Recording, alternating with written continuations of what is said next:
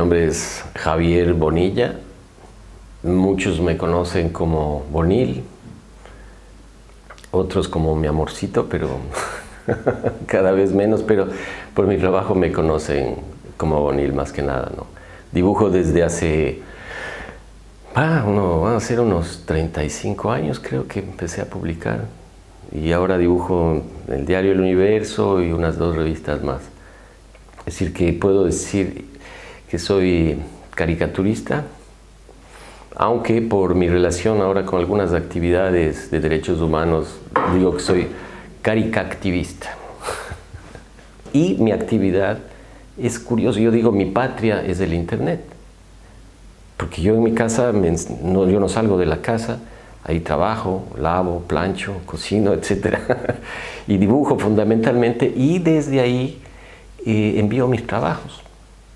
Por ahí me conecto con el mundo, de tal manera que mi ciudad o mi oficina es esto de aquí, este iPad. Es impresionante, este es mi estudio, es mi ciudad, es el mundo, está aquí, ¿no? Claro, y algunos dirán, bueno, ¿y cómo te nació esto de convertirte en caricaturista, ¿no? Y es, bueno, algo que se va haciendo día a día, creo yo, ¿no? Porque creo que más difícil que llegar a algo, lo más difícil es mantenerse, creo yo. Hay muchos jóvenes o mucha gente que son extraordinarios dibujantes, grandes caricaturistas, pero no permanecen, no les interesa o tienen otro interés, o creen que la caricatura es un arte menor o no vale la pena, o el periodismo, en fin. Y está, ¿no? En mi caso, siempre fue mi manera de expresarme. Algunos dicen que soy más divertido en persona que en los dibujos, y creo que ni la una ni la otra, pero la caricatura me ha permitido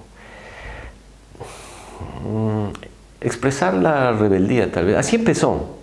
Me acuerdo cuando yo era muchacho, leía los libros de Rius, esos de Marx para principiantes, y entonces me llamaba, me seducía tanto la posibilidad de que a través de unos dibujitos pudieras, que te enganchen, ¿no? Y que puedas decir algo, puedas criticar algo.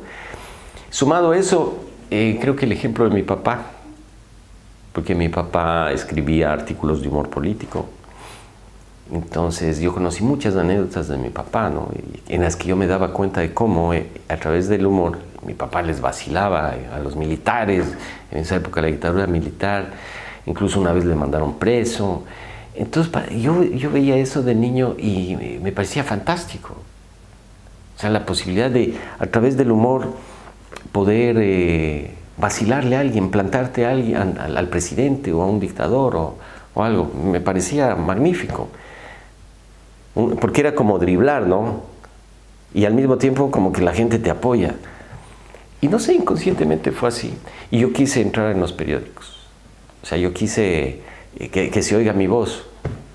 Y por eso es que fui, busqué, golpeé puertas, etcétera, ¿no? Y siempre traté de hacer respetar mi trabajo. Que por cierto, yo no consto en roles de pagos de ningún periódico. Yo mismo pago mi seguridad social, por ejemplo. Es decir, no soy empleado de un periódico. Soy empleado de mí mismo, que es el peor jefe que tengo. Me decía un amigo, ay, me faltan 5 años para jubilarme. Entonces yo me puse a pensar, dije, yo ya estoy jubilado. Yo ya tengo una vida de jubilado, decía, porque me levanto sin el apuro de ir a la oficina, a un trabajo. Tengo organizado una rutina, por supuesto. Manejo mi tiempo, hago lo que me gusta, o dibujo también lo que me gusta, y recibo mi pensión. Y bueno, ahora encantado de que estemos conversando precisamente aquí en Praga, porque es una ciudad que siempre me llamó la atención. El año pasado fue la primera vez que yo decidí venir, pero aproveché un viaje de una invitación que me hicieron a Oslo, al Oslo Freedom Forum, que es un foro de derechos humanos organizado por Human Rights Foundation, y donde te encuentras con gran cantidad de gente activista que han sido perseguidos, maltratados, enjuiciados, amenazados de muerte, etc. Entonces escuchas unas historias tremendas, y me invitaron a mí hace 2 años a que yo contara mi historia de lo que pasaba en Ecuador, que era lo que me interesaba, que el mundo supiera también que había que ponerle ojo al Ecuador, porque íbamos en muy mal camino en cuanto a restricciones de libertades individuales y libertades sociales también, evidentemente. Entonces, cuando me volvieron a invitar el año pasado, yo dije, no, pues, yo de aquí me doy un salto a Praga, que es una ciudad que he querido conocer toda mi vida, con esa fama absolutamente merecida de ser quizá una de las ciudades más hermosas de Europa. Me repetí el viaje, me repetí el viaje, pero con mi mujer. Qué coincidencia que 2 de los escritores que me han marcado mucho, que fueron muy importantes en momentos importantes, creo yo, justamente son checos. Yo me acuerdo cuando leí La Metamorfosis, que además leía porque era el libro más cortito, que habré tenido unos 12 años, ¿no? Me marcó, ¿por qué? Porque desde ese entonces a mí sí me interesaba el tema del humor. Y en el libro de La Metamorfosis, evidentemente, sí podemos hablar que es un libro de humor negro. Y otro que ya más grande, más adulto, que fue La insoportable levedad del ser. Para mí ese fue un libro crucial, porque además fue un momento importante de mi vida en donde estaba en los 30, ¿no? O sea, ¿qué mismo es la vida?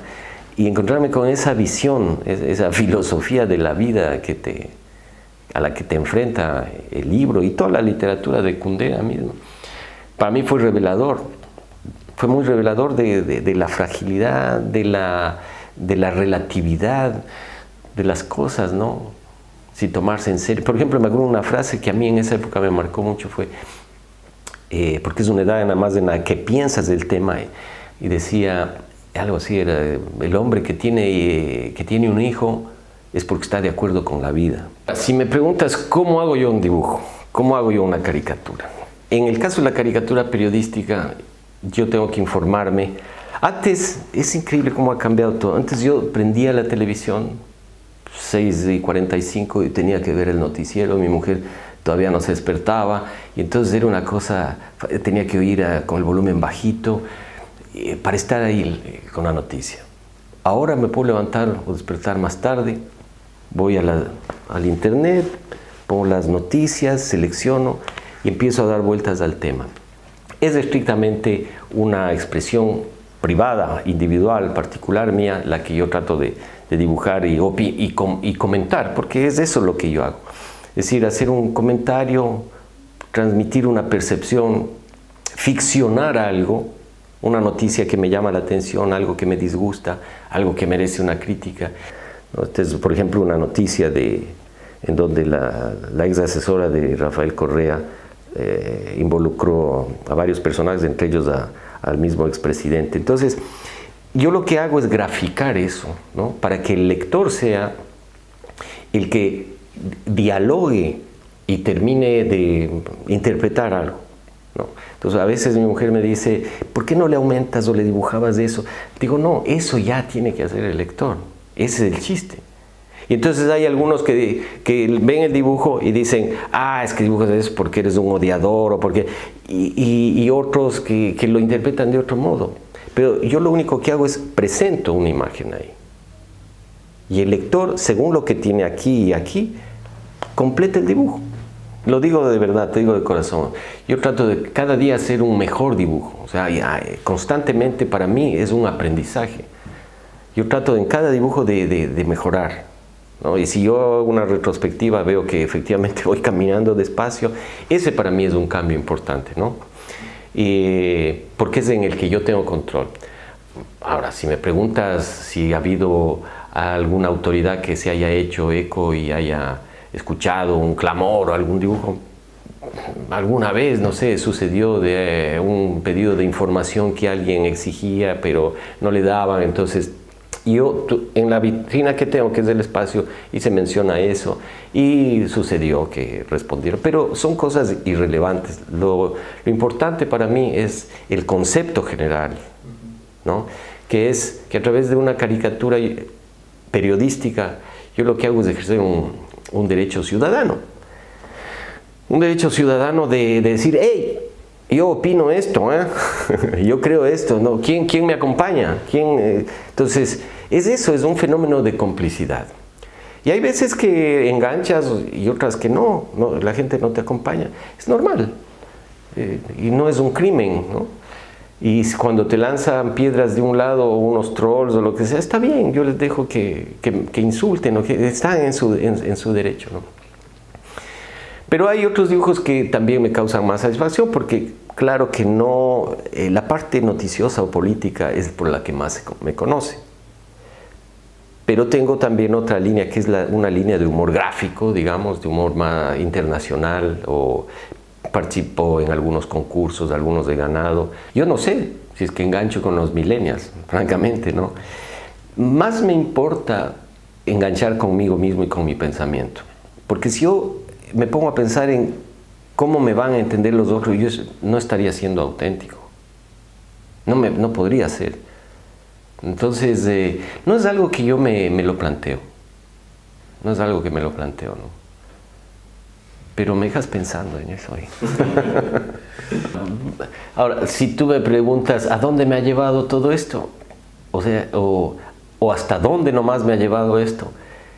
Yo te diría, hasta la Supercom. Hasta allá incluso me ha llevado. No, pero me ha llevado, sobre todo me ha dado grandes satisfacciones, ¿no? No lo mediría así.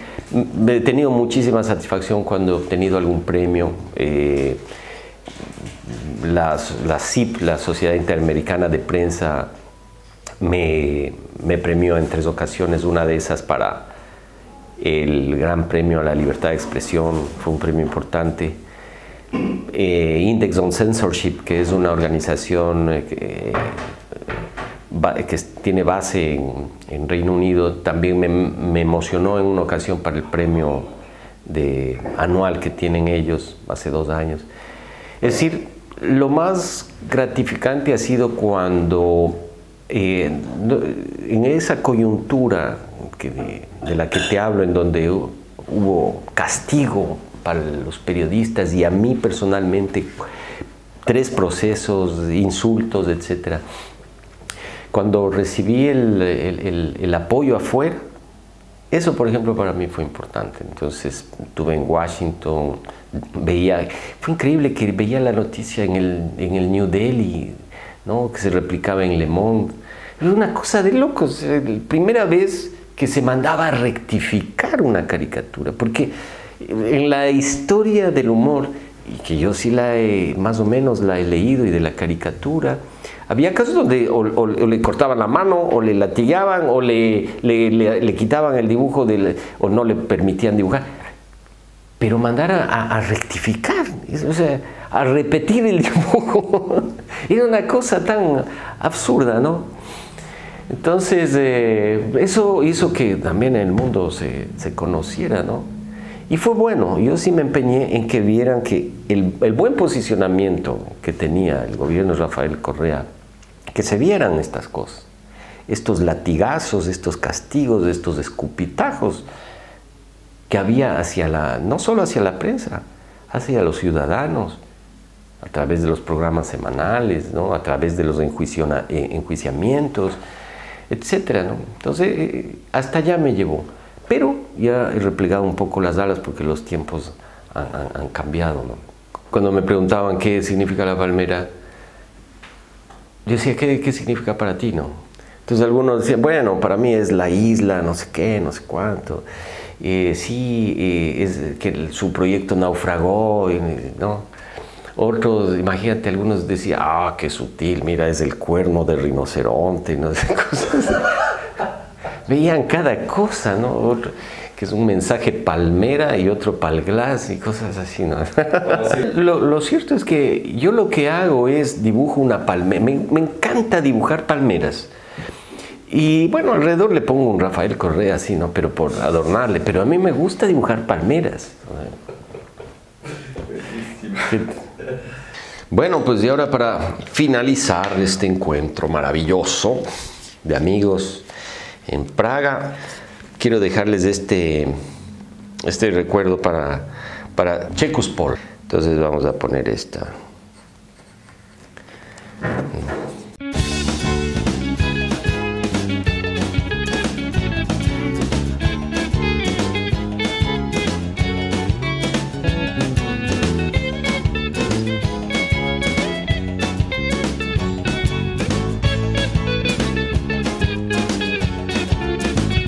Se me va, se fue gastando la piel de algo del poco dinero que tengo también. Sin pecado concebida, mi alma se fue a Turquía.